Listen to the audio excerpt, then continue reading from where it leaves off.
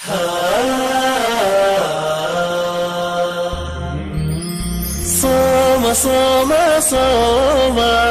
بشهر رمضان صوم. الحمد لله رب العالمين، وصلى الله وسلم على نبينا محمد وعلى آله وصحبه وسلم ومن اتبعهم بإحسان إلى يوم الدين. أما بعد، السلام عليكم ورحمة الله وبركاته. إن شاء الله ولا ليال waxaynu insha Allah bilaabayna ilaahay idinkiisa duruus ku saabsan waxa weeye bisha insha Allah Ramadan. duruustana waxaan insha Allah ugu magac daray majaalisu shahru Ramadan. insha Allah ilaahay idinkiisa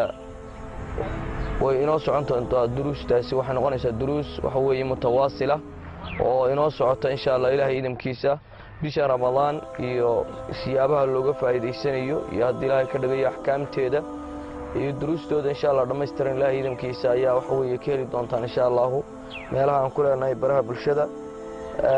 iyo waxa weeye TV-ga radio ee Boorama. insha Allah ilaahay idinkiisa waa ka helaysaan intaaba.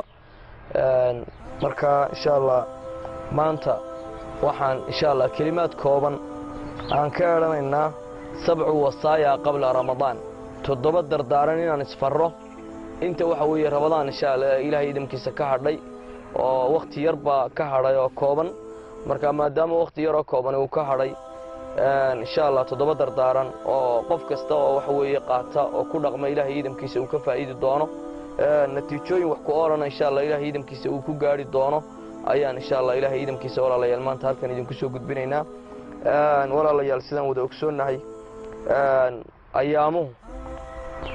waxa weeyaan way soconayaan, waliba waxa weeye way dheeraynayaan oo way isgurayaan. bilihii baad iyagana aragtaa siday waxa weeye u degdegayaan, sanadkii baad arkaysaa sidoo waxa weeye u cararayo. waxa inagu soo beegan mawsim weyn oo ilaahay subxaanahu wa ta'ala uu weyneeyay. ilaahay subxaanahu wa ta'ala bishii Ramadan ee barakaysnayd oo ilaahay subxaanahu wa ta'ala aynu weydiisanayno inuu ina gaarsiiyo ayaa Allah subxaanahu wa ta'ala inoo soo socota oo inagu soo fool leh. waana runtii marti loo xiisay oo aynu u xiisoonnay oo waxa weeye aynu jecel lahay oo aynu soo dhaweynayno insha Allah ilaahay idinkiisa. walaalayaal waxaan rabaa muuqaalkan insha Allah inuu noqdo muuqaal kooban. insha Allah qof kasta oo muslimuhu soo gaarana waxaan jecelahay inuu isaguna ka sii qayb qaato oo waxa gudihiisa ku jirana insha Allah ilaahay idinkiisa naftiisana uu ku dhaqmo, walaaladiisa kalena waxa weeye maaragtay hadiyad ahaan waxa weeye ugu geeyo. wasiyada walaalayaal koobaad ee Ramadaanka hortiisa waxa weeye insha Allah aynu soo dardaarmaynaa waxa weeye in waxa weeye qofku uu ku qaabilo bisha Ramadaan an-niyatu saaliha, niyadu waxa weeye wanaagsan oo saafiya oo nadiifa inuu waxa weeye ku qaabilo. niyada saaliha oo noqonaysa ala an takuna fi Ramadaan ala halin yurdi Allah, inaad ku sugnaato bisha Ramadaan xaal aad ku qaabishay ilaahay subxaanahu wa ta'ala waxa weeye raali gelinaya. maxaa yeelay kaana imaamu Ahmed ibn Hanbal rahimahullahu ta'ala kaana yuusi walada, waxa weeye wiilkiisa wuxuu u dardaarmi jiray. imaam Ahmed ibn Hanbal wuxuu odhan jiray ya bunayya inwi alkhayra fa innaka la tazaalu bikhayr ma nawayta alkhayr. waxa weeyaan inankaygiiyow khayr niyeyso, mar walba niyadaada shayga khayrka waxa weeye niyada maaragtay ku daaji oo waxa weeyaan khayrku niyadaada ha ku jiro. inta aad khayr niyeysantahay waxa aad ku jirtaa waxa weeye khayr. sidaas waxa weeye imaamka weyn imaam ahli sunna wal jamaa waxa weeyaan uu oran jiray ilaahay subxaanahu wa ta'ala ha u naxariisto. marka walaalayaal waxa weeyaan inaad naftaada aad uga sheekayso oo aad u diyaariso waxa weeye bisha Ramadaan adigoo niyad wanaagsan waxa weeye ku qaabilaya bisha waxa weeye Ramadaan. taasi waa qodobka koobaad oo la rabo qofka muslimka ah bisha Ramadaan inuu waxa weeye ku soo dhaweeyo an-niyatu saaliha, niyad waxa weeye wanaagsan oo saafiya iyo waxa weeyaan acmaal ilaahay subxaanahu wa ta'ala uu raali ka yahay inuu waxa weeye qofku Ramadaan ugu diyaar garoobo ayaa laga doonayaa qofka waxa weeye muslimka ah ee ilaahay subxaanahu wa ta'ala uu hoggaansamay. wasiyada walaalayaal labaad ee Ramadaanka hortiisa aynu isu dardaarmaynaa waxa weeye kafaratu tawbati wal istighfar. inaynu bisha Ramadaan ku qaabilno waxa weeyaan 12 bilood bayn waa bishii 12aad bay noqonaysaa bisha ramadaan waxa weeyaan intaasoo bilood baynu soo gafaynay macaasi bay naga dhacday xumaan iyo dunuub bay naga dhacday waxa weeyaan ibnu aadam kasta waxa weeyaan waa mid gaabisa oo daciif oo xaq ilaahay subxaanahu wa ta'aala kula aan wada oofin karin maadaama walaalayaal taasi ay jirto oo waxa weeyaan gafkeenu uu badan yahay waxa la rabaa bisha ramadaan iyo mawsimka weyn ee ilaahay subxaanahu wa ta'aala uu khaas yeelay ummadda waxa weeyaan nabi maxamed ilaahay subxaanahu wa ta'aala uu ku khaas yeelay oo waxa weeyaan ilaahay subxaanahu wa ta'aala bisha ramadaan khasaa'is weyn oo ummadaha kale aanu siinin baa ummadda nabi maxamed alle subxaanahu wa ta'aala ku karaameeyay bisha waxa weeyaan dibna insha Allah waynu uga warrami doonaa khasaa'iska ay bisha ramadaan waxa weeye la gaar ka tahay marka waxa qofka muslimka ah laga rabaa arinta labaad ee la doonayo bisha ramadaan inuu ku qaabilo waxa weeye kathratu tawbati wal istighfar inuu waxa weeyaan ilaahay subxaanahu wa ta'aala u toobad keeno wixii uu ka dhacay inuu ka murugoodo inuu ka soo laabto ilaahay subxaanahu wa ta'aala waa toobad aqbale inuu ilaahay subxaanahu wa ta'aala gacmaha u taagto oo ilaahay u soo laabto inuu ilaahay subxaanahu wa ta'aala uu weydiisto inuu ilaahay ka masaxo wixii waxa weeyaan gafaf iyo xumaana ah ee waxa weeyaan dhacay ee ilaahay subxaanahu wa ta'aala uu ka galay inuu waxa weeyaan ka toobad keeno oo ka soo laabto ayaa laga doonaya waxa weeye qofka muslimka ah walaalayaal bisha ramadaan waa bil weyn oo ilaahay subxaanahu wa ta'aala uu karaameeyay waxyaabaha alle subxaanahu wa ta'aala bisha ramadaan dhexdeeda ku jira waxa kamid ah al-'itq bin-naar in-naarta waxa weeye la isku xoreeyo ilaahay subxaanahu wa ta'aala naarta dadka uu ka xoreeyo dunuubta iyagana waxa weeyaan qofka muslimka ah ilaahay subxaanahu wa ta'aala isu soo dhiibana in ilaahay subxaanahu wa ta'aala dunuubtiisa uu dhaafo oo waxa weeye uu ka masaxo ayaa waxa weeye iyadana maaragtay kamida khayr iyo karaamaad fara badan ayaa waxa weeye ay leedahay bisha ramadaan nabiyullaahi sulaymaan calayhi salaam markuu ilaahay subxaanahu wa ta'aala uu weydiisanayay mulkiga intaanu ilaahay subxaanahu wa ta'aala mulkiga weyn aanu weydiisan ilaahay wuxuu weydiistay inuu dembigiisa horta dhaafo ilaahayna subxaanahu wa ta'aala markuu isu dhiibay waxa weeyaan dunuubtiisana ilaahay subxaanahu wa ta'aala uu yidhi ilaahay oo iga dhaaf wixii aan galayna ayaa waxa weeyaan ilaahay subxaanahu wa ta'aala waxa uu maaragtay ku manaystay mulki cid bacdi dabadeed waxa weeyaan maaragtay aan u suuro gelin in ilaahay subxaanahu wa ta'aala uu gacanta u geliyo ayaa ilaahay subxaanahu wa ta'aala uu siiyey isaguna alle subxaanahu wa ta'aala uu ka dalbaday waxa uu yidhi rabbi ighfir lii wahab lii mulkan laa yanbagii liaxadin min bacdi ilaahayow dembigayga ii dhaaf oo waxaad i siisaa mulki aniga gadaashay waxa weeye aadan cid siin doonin maadaama ambiyadii ilaahay subxaanahu wa ta'aala ay sidaa ku qowlayaan oo ilaahay subxaanahu wa ta'aala ay sidaa isugu dhiibayaan innagoo waxa weeye muqassiriina oo mufridiina oo waxa weeyaan maaragtay aad iyo aad maaragtay isaga daalan acmaasheenna iyo khayrkeenna iyo wanaaggeenna uu yar yahay maxaynu bisha ramadaan walaalayaal aynu ku qaabilaynaa ilaahay subxaanahu wa ta'aala soo inaan isu dhiibno maaha inaan gacmaha hoos dhiganno oo nidhaahno ilaahay wixii hore naga dhacay naga masax ilaahay oo maanta waxa weeye waa isi soo dhiibnay waxa weeyaan ilaahay oo bisha ramadaanna khayrkeeda iyo wanaaggeedana sii oo aan bisha ramadaan dadaallo ayaa waxa weeyaan dadka muslimiinta la gudboon wasiyada walaalayaal saddexaad ee aynu isu dardaarmayno waxa weeye bisha ramadaanka hortiisa intaanay soo gelin waxa weeye ادعو الله تعالى وتضرع إليه وحويا إلهي سبحانه وتعالى إن أضبري ظهرت بشهر رمضان قفك اللي قارسيه وحل قارسيه خير وين يأرن وين با إلهي سبحانه وتعالى ولا لا يلو قارسيه إنه إلهي سبي ابنه ويديسنه إنه صدر لغينا وحويا بشهر رمضان إنه إلهي سبحانه وتعالى إن قارسيه وخير ينبض قف يعافمات الله سبحانه وتعالى إنه قارسيه وولبا هو ينوافتيه وحوية خير كده وحوية إلهي سبحانه وتعالى وحورها لكياي إنه بشهر رمضان وحوية ماركتي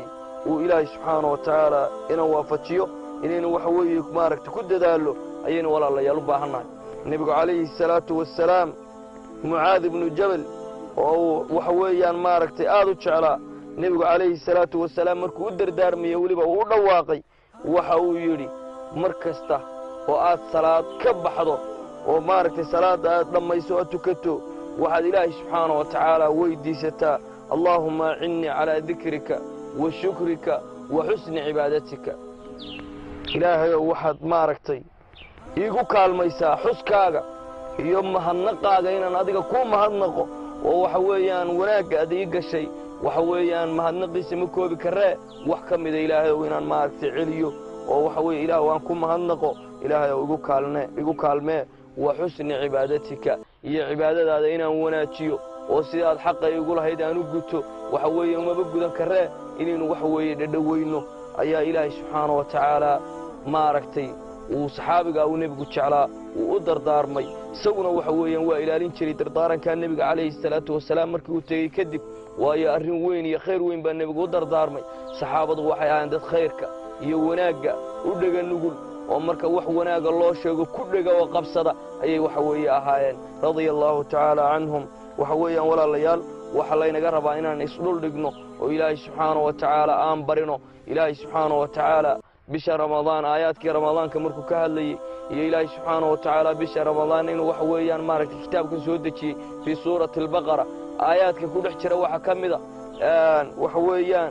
waidaa sa'alaka cibaadii cannii fainii qariib ujiibu dacwata addaaci idaa dacaan falyastajiibuu lii walyu'minuu bii lacallahum yarshuduun waxay aayaaddaasi ay tusinaysaabaa waxa weeyaan maaragtay culimmada tafsiirku ay leeyihiin ilaahay subxaanahu wa tacaala bisha ramadaan waxa weeyaan dadka muslimiinta iyo wakhti kastaba inuu waxa weeyaan ducadooda aqbalayo bisha ramadaanna waxa weeyaan maaragtay ay ka sii xag jirto waxa weeyaan qofka muslimka ah haddii uu dadaalo khayraad fara badan ay leedahay marka ay fududaan karto dacwadiisa ilaahay subxaanahu wa tacaala inuu waxa weeye ka aqbalo arrinta walaalayaal shanaad ee aynu isu dardaarmayno bisha ramadaan horteeda waxa weeyaan ixdir masaaxabati alkusaal waalbattaaliin waxa weeyaan waiyaaka waxa weeyaan tusaaxibahum inaad iska ilaaliso oo aad ka dheeraato dadka waxa weeyaan gaabiska ah ee caajisiinta ah ee waxa weeyaan waxyaabaha kale isku madadaaliya inaad la saaxiibto inaad iska ilaaliso bisha ramadaan waayo waxa weeyaan khayrkaa faraha badan iyo wanaaggaas ayaa waxa weeye ay ku dhaafin doonaan oo waxa weeyaan hadhow baad ka qoomamayn doontaa oo fartaad dhexda ka qaniini doontaa marka inaad iska ilaaliso oo aadan la saaxiibin dadka waxa weeye gaabiska bal aad la saaxiibto dadka khayrka badan ee wanaagga lagu tuhmayo ee hore kuu marinaya ee wanaagga kuu dardaarmaya ee ilaahay subxaanahu wa tacaala waxa uu jecel yahay kugu hogaaminaya inaad waxa weeyaan maaragtay aad la saaxiibto aad la walaalowdo kuwaas ayaa waxa weeye mudan marka inaad iska ilaaliso aad ka digtoonaato waxa weeyaan dabinno badan ayaa shayddaanku soo dhigaya kuwiisa waaweyn waa la xidhxidhayaa laakiin kuwa yaryar baa laftoodu dadaal iyaguna samaynaya inaad waxa weeye iska ilaaliso oo aad ka digtoonaato shayaadiinulinsi waxa weeyaan inay maaragtay kuwa gaabiska ah ee ilaahay subxaanahu wa tacaala cibaadadiisa ku gaabiska ah ee waxyaabaha kale isku madadaaliya bisha ramadaan inaad la saaxiibto kuwa inaad iska ilaaliso waayo khayrka iyo wanaaggaas bay waxa weeye kaa dibdhigi karaan oo waxa weeyaan waa arrin aad u halisa inaad ka digtoonaato ayaa la rabaa qofka waxa weeye muslimka ah taana waxa weeyaan inuu qofku maaragtay dadaalo oo bisha ramadaan uu dadaal fara badan iyo juhdi badan inuu bixiyo ayaa qofka muslimka waxa weeye laga doonaya nebiga calayhi salaatu wasalaam quraysh ayaa waxa weeye u yimi dabeetana waxay ka codsadeen maadaama niman madaxa ay yihiin dadka ugu qabiilka fiican ay yihiin dadka ugu dhaqaalaha badan ay yihiin kuwa waxa weeye ugu magaca sarreeyana xagga qabiilkana ay yihiin iyo xagga mansabkaba inay waxa weeyaan nimankan saxaabada uu wato ee kala jaadjaadka ee ninba meel ka yimi inay waxa weeye nebigu calayhi salaatu wasalaam kuwa iska daayo iyaga uu la soo fadhiisto iyaguna ay sidaa ku raacaan ayaa waxa weeyaan maaragtay nebiga u soo bandhigeen ilaahay subxaanahu wa tacaala ayaa kala soo hadlay fowqa sabci samaawaat ayaa ilaahay subxaanahu wa tacaala kala soo hadlay isagoo alla leh واصبر نفسك مع الذين يدعون ربهم بالغداة والعشي يريدون وجهه ولا تطع واصبر نفسك مع الذين يدعون ربهم بالغداة والعشي يريدون وجهه ولا تعد عيناك عنهم تريد زينة الحياة الدنيا ولا تطع من أغفلنا قلبه عن ذكرنا واتبع هواه وكان أمره فرطا إلهي سبحانه وتعالى وحا النبي محمد كيري وقال سبحانه وتعالى واصبر نفسك نفتا وكصبر سي مع الذين يدعون ربهم بالغداة والعشي وحويان كو إلهي سبحانه وتعالى بريا جلن كهرة هي جلن كان ضمن الله سبحانه وتعالى قعمه وهو سني وحوي إلهي سلول لجيا كو وحويان iyagoo doonaya alle subxaanahu wa tacaala wejigiisa iyo abaalmarintiisa wanaagsan iyo jannadiisa alle subxaanahu wa tacaala iyagoo dalbaya oo waxa weeye xaqraadiisa kuwaa waxa weeye naftaada ku dhex sabarsii baa ilaahay subxaanahu wa tacaala nebi maxamed uu ku yidhi walaa tacdu caynaaka canhum waxa weeye ishaadana kuwa ha ka lalin turiidu ziinata alxayaati addunya adigoo u xilanayoo doonaya waxa weeye adduunka waxa weeye dhalaalkiisa marka canaantaasaa nebiga calayhi salaatu wasalaam uu ku dhacday oo ilaahay waxa uu leeyahy walaa tudc ha aqbalin warkooda oo ha yeelin man aqfalnaa qalbahu can dikrina kuwaanu xuskayagii ka leexinay waxa weeye qalbigooda oo waxa weeye ka xidhan qalbigooda xuskayaga ha raacin baa alle subxaanahu wa tacaala uu ku yidhi wattabaca hawaahu kuwaasu hawadooda raacay wa kaana amruhu furdaa waxa weeye arrinkooduna xadgudub iyo waxa weeyaan in ilaahay subxaanahu wa tacaala xodkii uu dhaafay ay ka gudbaan ay arrinkooduna waxa weeye u noqday marka waxa weeyaan nebiga calayhi salaatu wasalaam waxa ilaahay subxaanahu wa tacaala uu ku boorriyey quraysh inuu iskaga tago iyo madaxyaweynteeda inuu nimankaas saxaabada ah ee ilaahay subxaanahu wa tacaala isu dhiibay ee waxa weeyaan maaragtay qabiilada kala duwan ka soo jeeda ee maaragtay ilaahay subxaanahu wa tacaala baryaya ee ilaahay isu dhuldhigaya in waxa weeye maaragtay inay waxa weeye kuwa uu ku dhex sabro naftiisa uu ku ilaaliyo ayaa ilaahay subxaanahu wa tacaala nebi maxamed waxa weeyaan maaragtay ilaahay subxaanahu wa tacaala uu dardaarmay marka waxa weeyaan insha allahu walaalayaal waxaa laynooga baahan yahay inaynu innaguna waxa weeye dadaallo oo waxa weeyaan maaragtay dee dadkaa wanaagsan ee waxa weeyaan maaragtay aynu la saaxiibno oo waxa weeyaan insha allahu aanu maaragtay la dadaallo ilaahay idamkiisa innaguna waxa weeye si gaabisku inooga bo'o soomaalidu waxay ku mahmaahdaa awrka dambe awrka hore socodkiisa ayuu leeyahy runtii waa mahmaha waxa weeye saxa wey awrka hore haddii awr gaabisa lagu xidho waxa weeyaan isaguna wuu la gaabinaya kii dheeraynaya baa gaabinaya laakiin haddii awrka gaabiskaa mid dheereeyo lagu xidhiyo oo xagga hore uu maaragtay ka dheeraynayaa maro waxa weeyaan maaragtay ka gaabinayaana wuu dheereeya isaguna wuu socdaa marka waxa weeyaan dadka wanaagsan ee khayrka leh inaynu waxa weeyaan maaragtay u dadaallo iyagana aynu la xidhanno ayaynu waxa weeye u baahannahay oo la saaxiibno arrinta walaalayaal lixaad ama dardaaranka lixaad ee bisha ramadaan horteeda aynu isu dardaarmayno waxa weeye icrif qadra mawsimad waxa weeyaan bisha ramadaan qadarkeeda iyo waxa ay mudan tahay iyo inta ay leeg tahay iyo alle subxaanahu wa tacaala siduu u weyneeyey iyo halka alla dhigay inaad ogaato oo waxa weeye aad barato oo aad aqoon u yeelato oo waxa weeyaan haddaadan garanayna dadka cilmiga u leh aad waxa weeye weydiiso ayaa waxa weeyaan loo baahan yahay bisha ramadaan walaalayaal waa bil weyn waa bil alle subxaanahu wa tacaala uu karaameeyey waa bil alle subxaanahu wa tacaala khasaa'is fara badan iyo khayraad fara badan dhexdeeda uu ku duugay si waxa weeyaan kansi ay u noqoto waxa weeyaan maaragtay ay ka faa'iidaystaan dadka waxa weeyaan muslimiinta ahi ayaa alle subxaanahu wa tacaala inoogu gartay in waxa weeyaan waxaa la rabaa bisha ramadaan markaad mawsimkan weynaantiisa iyo intuu leegayay markaad garato waxa kuu fududaanaysa inaad waxa weeye dadaasho oo aad ka faa'iidaysato oo waxa weeyaan si labanlaaba aad uga faa'iidaysato ayaa waxa weeye dhici karta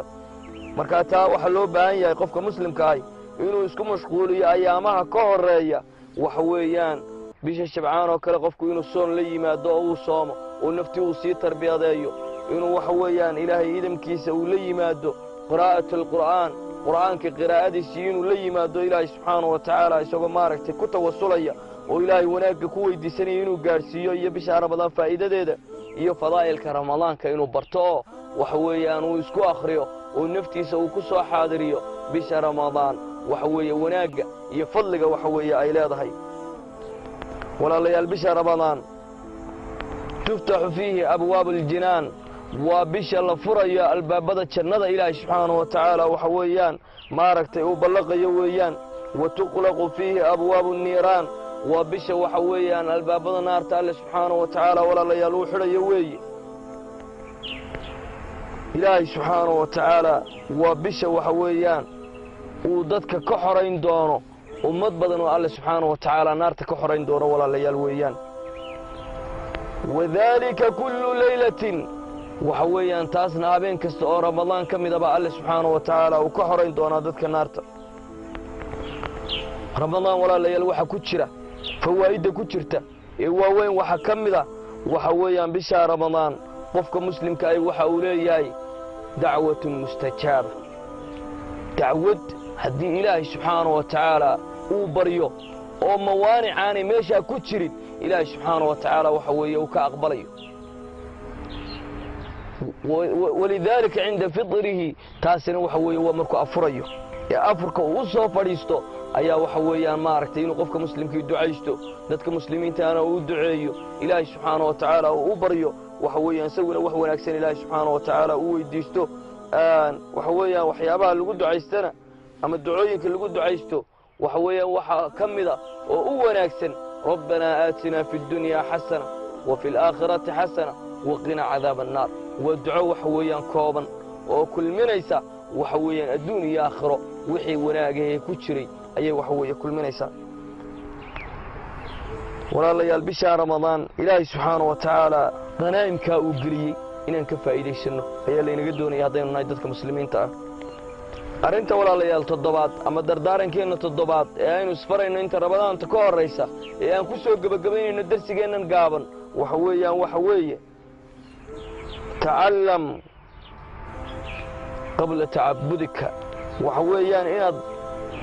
barato hortay cilmiga oo aqoon inaad cibaadadii u yeelato intaadan waxa weeye cibaadada dhex gelin oo aadan cibaadaysanin inaad hortay aqoonteedii yeelato قفك مسلم كا وحويان إمام البخاري رحمه الله تعالى وحوبا بيستا كتاب كيسا العلم قبل القول والعمل علمه وحكور ريا هذلك يا عملك لبضبا وكور ريا علمك هري قل هل يستوي الذين يعلمون والذين لا يعلمون يرفع الله الذين آمنوا والذين أوتوا العلم درجات إنما يخشى الله من عباده العلماء ولا الليال بشهر رمضان أحكام تيدا إنه أقوم يارنه حويا وحلقا يابا ذاتك مسلمين تعدد كمدا أفرت السنة إني سوسوميا بشهر رمضان ولذلك هذا ما أنت وحا أيام دراء إن وحويا أحكام تيدا وحبضان وكمدا إني كدم أنت بشهر رمضان ولا ليال يدو وركن قلبات وحويا دين إسلامك أما وحنا نكرر وركن صدحات وحكور شهادتينك هي الصلاة يا كوري وركن صدحات دين إسلامك ويان أي كنت مارك كنت تاجنتاي ما دام يصير يقدر كذا هل كجارسيسي جاي وحل الربي قفك مسلم كاي إنه أحكام تيدا لا حريد بشهر رمضان وحويان إنه ماركتي وكود دارو اللي بوا تبى قفك فولي بشهر رمضان وإلهي سبحانه وتعالى هو تبيي هي عبادة إلهي سبحانه وتعالى إن معرفة الله يشاء يدن هو تبيي اللي بدأ واجب قفك مسلم كا وحوي ما أنت سارا وحوي دكدي سفوشن مركا ولا ليال وحين وباهنا بشهر رمضان إنه وحوي أقون وحوي إنه أيارنه وحوي إنه كود دارو وإنه كفاية يسنو وحويان ماركت خيراتك كدوغني وحويان ولا ليال أين إنا دافن أيا وحويان إنه وباهناي إنه بشهر رمضان وحويان جبريل عليه السلام وسودق جري والنبي عليه الصلاة والسلام أيوه يمن جري وحويان قرآنك أيوه وحويان النبي عليه الصلاة والسلام ولد دراسين جري النبي عليه الصلاة والسلام بشهر رمضان ديغسب أهان جري قرآنك إلهنا سبحانه وتعالى ودراسين جري إننا ولا ليال وحلا ينقربا بشهر رمضان إنه وحبحنه وحويان dadka jilicsan inuu naxariisano oo kuwa maaragtay inaga itaalka daran leh aynu ogaano oo gacanteena iyo deeqdeena aynu furo oo jeebkeena dadka muslimiinta aynu walaalayaal u furo ayaa waxa weeye loo baahan yahay insha Allah dardaarankeeni intaas insha Allah ku soo koobi doonaa waxaanu insha Allah Ilaahay idimkiisa inoo socon doona bisha Ramadaan Ilaahay idimkiisa aan ku dadaali doona inaan soo gudbiyo waxa weeyaan majaalis shahru Ramadaan bisha Ramadaan waxa weeyaan maaragtay waxyaabaha iyo khayraadka ay leedahay iyo ahkaamta ku dhisan iyo fataaweeda inta waxa weeyaan soo gudbiyo oo dadka muslimiintaasi waxa weeyaan ay uga dhargaan oo waxa weeyaan khayrka iyo wanaagga ay uga faa'iideystaan idinkuna insha Allah Ilaahay idimkiisa waa rajeynaya insha Allah dadka muslimiinta inay yihiin dad aad u khayr jecel oo aad iyo aad waxa weeyaan weliba dadkeenna khaasatan Soomaaliyeed inay yihiin dad khayr jecel oo wanaag jecel waxa weeyaan ay sii gudbin doonaan kana faa'iideysan doonaan wassalaamu calaykum waraxmatullaahi wabarakaatuh duruusteena dambe insha Allah ku kulmi doonaa